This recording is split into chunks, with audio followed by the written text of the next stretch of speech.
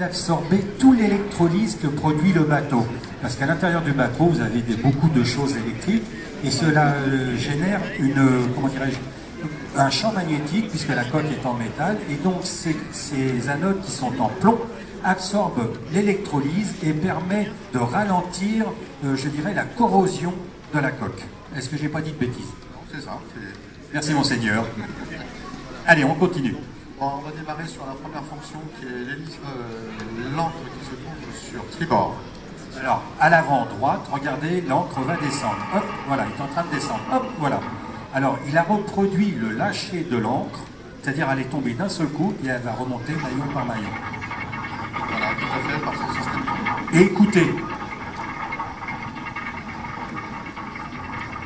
il faudra mettre un peu d'huile.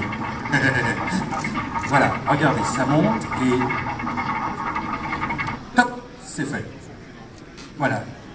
Alors, maintenant, je vais vous présenter la mise à l'eau du Springer. Donc, le Springer, ce sont des petites embarcations oranges qui se trouvent sur bâbord et tribord. Ce sont des canaux d'embarcation rapides pour aller récupérer éventuellement les marins tombés à l'eau. Voilà, je montre du doigt, vous voyez ici orange. Regardez, le bossoir fait lever. Le bossoir, c'est la grue. Hein. Voilà, écoutez le bruit. Voilà. En fait, en même temps que le bossoir se déploie, vous avez une potence d'assistance qui est là pour maintenir le Springer parallèle à la coque de la veille, car en fait la veille doit être capable de pouvoir mettre à l'eau le Springer percutant. En fait, vous avez un bout qui est tendu entre la potence et le bout du Springer tout au long de sa descente, et dès que le Springer est au mouillage, une rupture du bout se fait et le Springer peut partir tout seul. Alors quand on parle de goutte, en langage plus courant, c'est une corde. Mais en termes de marin, on parle d'une goutte. Voilà, ce qui permet de sécuriser la mise à l'eau. Tout à fait. Donc maintenant, on va passer sur la grue de charge, la grue qui se trouve à l'arrière du bateau. La plus grosse. La plus grosse avec 4 fonctions. Alors c'est parti pour les 4 fonctions. Donc je suppose, voilà, droite, gauche, monter, descendre, avec le bruitage. Hein. Le bras qui se soulève, qui s'articule, et voilà, monter, descendre. Rien que ça, mesdames et messieurs, je peux vous dire que ça a nécessité quelques cheveux à Bonifacio. D'ailleurs, vous voyez, il en a perdu beaucoup. Car croyez-moi, pour arriver à une fluidité comme ça, c'est assez exceptionnel. Alors après, on a oublié la montée des pavillons. À 5 mauvais points. 5 mauvais points. Donc sur la partie tribord, vous avez le drapeau de la compagnie Bourbon. La compagnie Bourbon est l'armateur du navire. Et sur le côté bâbord, vous avez le drapeau tricolore, qui navigue sous pavillon français. Voilà, alors il faut savoir que côté bâbord, vous avez un pavillon, parce qu'on ne parle jamais de drapeau à bord d'un bateau, ce sont des pavillons. Sur la gauche, c'est toujours le pavillon de la nationalité, et je crois qu'à droite, c'est ce qu'on appelle le pavillon de complaisance, c'est-à-dire on met le pavillon dans lesquels les eaux internationales. Si vous naviguez en eau américaine, vous mettez le pavillon américain. C'est ce qu'on appelle un pavillon de complaisance. Complaisance, tout à fait. Là, on va procéder à la sortie de l'amarre. Donc, en fait, c'est le câble de remorquage qui permet donc de tracter les navires en difficulté. C'est à l'arrière. Regardez bien à l'arrière. Tout à l'arrière. Voilà, regardez. Hop, on sort le câble en vue d'un remorquage ou d'un dépannage. Alors ensuite, une fois que la remorque est dressée, on va effectuer la levée des bollards. Les bollards, ce sont les 2 billes d'amarrage qui se trouvent sur tribord et bâbord du bateau. À l'arrière. Voilà. Qui permet de guider le câble, je crois. Ça permet de passer le câble entre les 2 bollards. Une fois que la remorque est en place, on va sortir l'écrou. Alors l'écrou, vous allez voir, ça porte très bien son nom. Voilà, donc là... Vous avez vu sur les petits... Voilà, à l'arrière, on vous le montre. Entre les deux, regardez les crocs qui sortent. Voilà, donc les crocs, une fois qu'ils sont déployés, on peut démarrer le remorquage. Voilà, alors les crocs servent à éviter à ce que le câble passe par-dessus les 2 billes d'amarrage, voilà, les 2 bollards. Donc ça, c'est la première fonction des crocs et des bollards. La deuxième fonction est la suivante, c'est que si au cours du remorquage, le bateau qui est en panne venait à sombrer, À ce moment-là, on donnerait l'ordre au magiliste de redescendre les bollards de façon symétrique, de façon à sectionner le câble de remorque, de façon à ce que l'abeille ne soit pas enlevée par le fond en même temps que le bateau qui est en train de couler. Donc ça ressemble un peu à une guillotine, enfin. Une guillotine, et c'est pour ça que l'on appelle l'écrou acéré.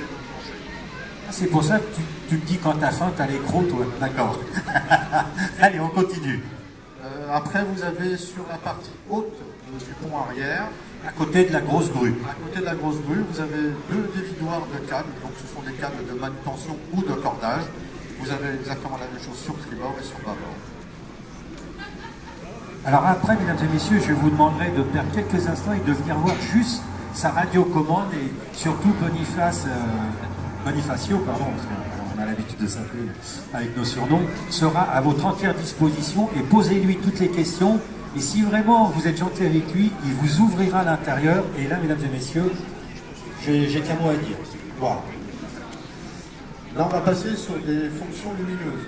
Donc là, ce que vous pouvez voir à l'heure actuelle, ce sont des éclairages de navigation traditionnels, tout en haut de la mâture, bien évidemment. Ensuite, sur cette même mâture, va venir se composer deux jeux de lumière. Le premier jeu de lumière que vous allez pouvoir observer est l'indication visuelle d'un remorquage du bateau avec une panne moteur. Alors vous voyez, c'est extrême. Hop, voilà, les quatre rouges se sont allumés. Voilà. Avec les deux blancs en bas et au-dessus. Donc c'est vraiment une réglementation extrêmement précise. Lumineux, tout à fait. Et là, vous avez un deuxième jeu de lumière qui va venir se mettre en place. Donc là, ça signale la panne moteur et qu'il n'est plus maître de sa gouverne. Voilà, vous voyez, donc chaque luminaire a vraiment une fonction bien précise. Et à l'époque ancienne, cela marchait avec des pavillons et des drapeaux. Tout à fait. Voilà, je te dissipe un peu là. Allez, vas-y. Les feux de travail, donc les feux de travail se trouvent à l'avant et à l'arrière du navire. Donc ils sont utilisés, vous l'aurez bien compris, pour tout ce qui est travaux de manutention. Alors vous avez vu, c'est tout en haut sur le toit de la timonerie, vous avez des flashs qui s'allument à l'extérieur. Voilà, tout à fait. Après, vous avez des petites animations sonores, telles que la corne de brume, les mouettes, la cloche de bord. Allez, c'est parti. Ça, c'est une mouette rieuse. Rigolez pas, ça existe réellement. Une mouette rieuse. De bord, Ça veut dire à table. et la corne de brume pour réveiller tout le monde.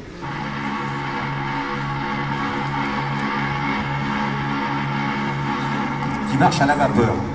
Ah, c'est ça. Allez. C'est un bruitage réel, en plus. Ce sont des sons qui sont téléchargés sur Internet, libres de téléchargement. Mais tu casses le charme. Moi, j'allais dire que tu l'avais enregistré à bord du bateau.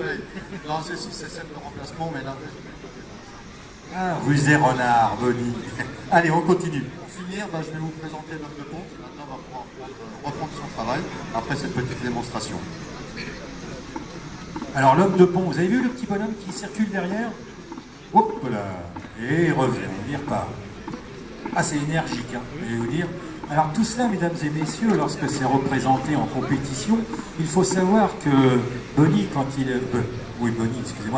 Bonifacio arrive sur le ponton, dès qu'il met un pied sur le ponton, il a 5 minutes pour mettre tout sous tension. Passé ce délai, il est disqualifié. Après, quand tout ça marche, et il le fait fort bien, eh bien, il a 12 minutes pour réaliser toutes les fonctions dans l'ordre précis. Par exemple, sa première fonction, qu'est-ce qui t'arrive? Ah, il a coupé le jus. Bah, vous voyez, ça en compétition, c'est au revoir. C'est râpé. Donc, lorsqu'il a fait sa première fonction, qui était la descente de l'ancre, lorsqu'il fait une compétition, si l'ancre est bloquée, systématiquement, Bonnie va dire, je vais passer à la deuxième fonction, je vais allumer les lumières. Mais, pour les juges, ça sera la première fonction qui va fonctionner. Donc, il y a un décalage, disqualification. Attendez, c'est pas fini. Hein. Après, il faut savoir qu'il faut jouer avec les éléments naturels que sont les courants dans l'eau, les objets dérivants, le vent et la pluie. Et tout cela face à 17 nations et 500 concurrents. Et bien, malgré tout cela, mesdames et messieurs, je peux vous dire que Bonnie, et c'est de quoi je parle, il a une chance. Donc là, devant vous, vous avez un futur champion du monde. Si. Allez, je crois qu'on peut l'applaudir et venez demander des renseignements, regardez et tout. Et en toute simplicité, il me connaît, il sait que j'ai pas la langue de bois. Si je dis ça, c'est que réellement il a une chance. Et il va par la suite, d'ici quelques minutes, laissez-lui le temps de tout remettre en ordre, il va pouvoir remettre tout en ordre, et il va vous ouvrir l'encre de la bête, parce que moi j'appelle ça l'encre de la bête, et croyez-moi, le mot waouh, il est léger.